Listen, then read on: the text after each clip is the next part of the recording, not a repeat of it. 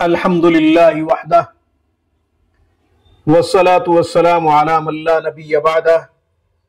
سامعین السلام علیکم ورحمۃ اللہ وبرکاتہ۔ سامعین، برے خیالات سے بچنے کے لیے، برے وساوس سے نجات کے لیے اور شیاطین سے حفاظت کے لیے ایک خوبصورت عمل بتا دیتا ہوں، سن لیجئے اور یہ عمل کیجئے، انشاءاللہ برے خیالات سے، برے وساوس سے اور شیاطین سے خوب حفاظت ہوگی۔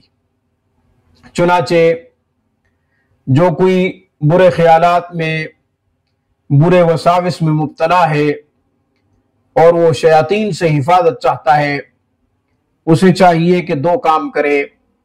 پہلا کام، اعوذ باللہ من الشیطان الرجیم کثرت سے پڑھے، اللہ کی پناہ میں خود کو دے دیں، کیونکہ شیطان بڑا طاقتور دشمن ہے، اس لیے اس سے بچنے کے لیے ہتھیار بھی بڑا چاہیے اور کسی بڑے کی پناہ میں آنا بہت ضروری ہے، اور وہ اللہ کی ذات ہے۔ دوسرا کام کیا کرنا ہے؟ اللہ اکبر اذان کہے۔ رسول اللہ صلی اللہ علیہ وسلم کی ایک حدیث ہے، آپ علیہ السلام نے فرمایا کہ غم سے نجات کے لیے اذان کہا کرو۔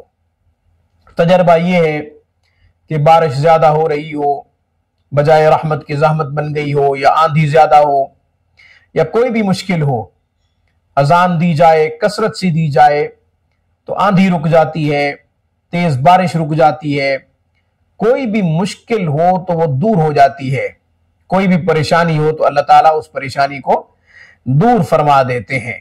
اس لیے آہستہ آواز میں اذان دے، خاتون بھی اذان دے سکتی ہے، خود کو سنائی دے، بس اتنی آواز کافی ہے۔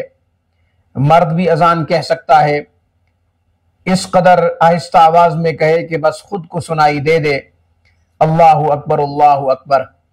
اس میں اللہ کی بڑائی ہے، رسول اللہ صلی اللہ علیہ وسلم کی رسالت ہے، اللہ کی توحید ہے۔ تو اذان سے بڑھ کر کوئی عمل نہیں جو انسان کو پریشانیوں سے اور مشکلات سے چھٹکارا دلا دے۔ تو اس لیے اذان کہا کریں، شیاطین سے حفاظت ہو جائے گی، نفس سے حفاظت ہو جائے گی، برے خیالات اور وساوس سے بھی حفاظت ہو جائے گی، نجات مل جائے گی۔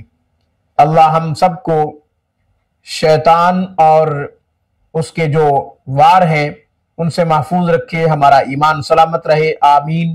وآخر دعوانا ان الحمدللہ رب العالمین۔